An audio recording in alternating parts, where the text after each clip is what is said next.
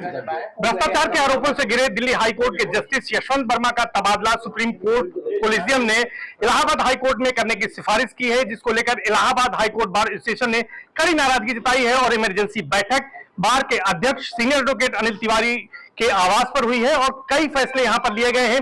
क्या फैसला लिया गया, सीधे उनसे बातचीत करते हैं, क्योंकि यहाँ पर पूरी कार्यकारिणी मौजूद है, महासचिव विक्रांत पांडे मौजूद है और अन्य सदस्य भी मौजूद है। सर, सबसे पहले आपसे जानना चाहेंगे, जिस तरह से सुप्रीम कोर्ट की कोलिजियम ने 2 बार की बैठक के बाद आखिरकार ये फैसला कर दिया कि उन्हें इलाहाबाद हाईकोर्ट, उनके पेरेंटल हाईकोर्ट भेजा जाए, इसको लेकर किस तरह नाराजगी, आप लोगों ने इमरजेंसी बैठक में क्या फैसला लिया है आज? देखिए, आज बहुत दुख का विषय है। हिंदुस्तान की जुडिशरी में आज ब्लैक डे है। आज हम सब ब्लैक डे मना रहे हैं। सुप्रीम कोर्ट, जिस पर पूरे हिंदुस्तान की जनता को भरोसा है, उसके प्रशासन की जो कार्रवाई है, उसको मैं आपका ध्यान आकर्षित कराना चाहता हूं। 20 तारीख को उन्होंने फैसला लिया कि वो कोलिजियम ने कि वो जस्टिस यशवंत वर्मा को इलाहाबाद भेजेंगे। ये फैसले की कॉपी हम लोग के पास नहीं थी, अखबारों ने इसे रिपोर्ट किया आग जलने की, नोट के, कैश नोट के कांड के साथ। उसी कांड के कारण इनका ट्रांसफर हुआ। जब हम लोगों ने यहां प्रोटेस्ट किया तो सुप्रीम कोर्ट का नोटिफिकेशन आया कि उनका तो ट्रांसफर हुआ ही नहीं। उसके बाद दूसरा एक विज्ञप्ति आती है जिसमें कहा गया कि ट्रांसफर से कैश कांड का कोई लेना देना नहीं।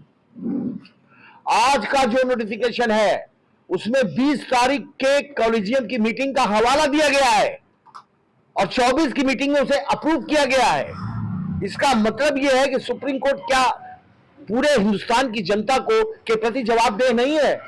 क्या सुप्रीम कोर्ट हिंदुस्तान की जनता के प्रति जवाबदेही उसकी है ही नहीं? बार एसोसिएशन ने क्या फैसला लिया इसमें? बार एसोसिएशन इसका विरोध कर रही है। हम अनिश्चितकालीन उस पर हड़ताल पे जा चुके हैं। हाँ, किस तरह से क्या प्रारूप रहेगा? इसकी इमरजेंट मीटिंग बुलाई क्योंकि हाईकोर्ट क्लोज हो चुका था, मीटिंग का और कोई साधन नहीं था, इसलिए मेरे घर पे ये मीटिंग हुई है। अभी यहाँ पूरी एग्जीक्यूटिव मौजूद है और आज सर्वसम्मत से एक भी प्रोटेस्ट, एक भी विरोध नहीं है इस मीटिंग में।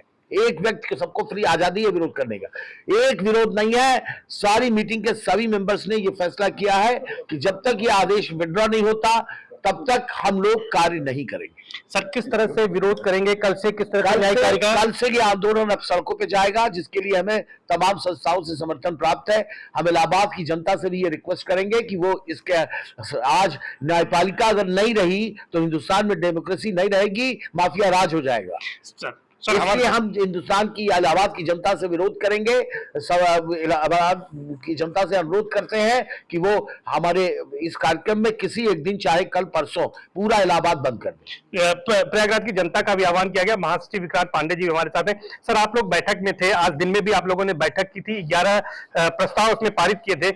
उन प्रस्तावों पर क्या स्टैंड रहेगा अभी? आप अगर ध्यान से पूरे घटनाक्रम को देखें तो कुल मिलाकर के ये लीपापोती का प्रयास किया जा रहा है।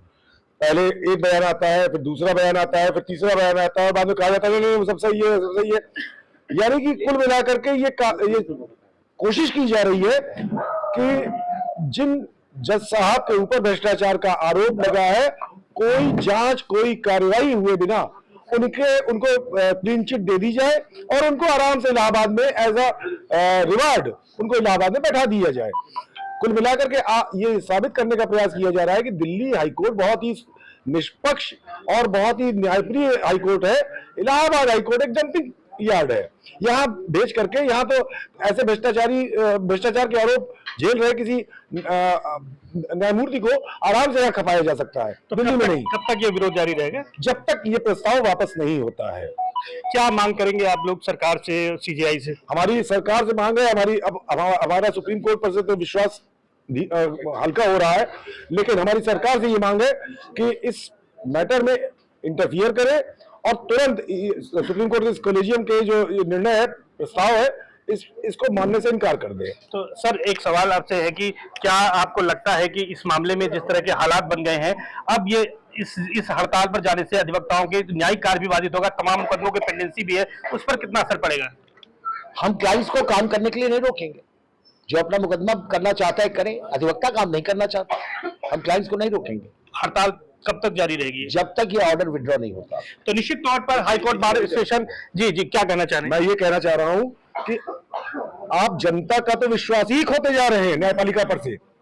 ऐसे कार्य करके। वो जनता आपके पास आ रही है न्याय की आशा में, और आप उसको ऐसे व्यक्ति को बैठा करके उसका केस सुनवाने के लिए आप ला रहे हैं जो खुद भ्रष्टाचार का सामना कर रहा है।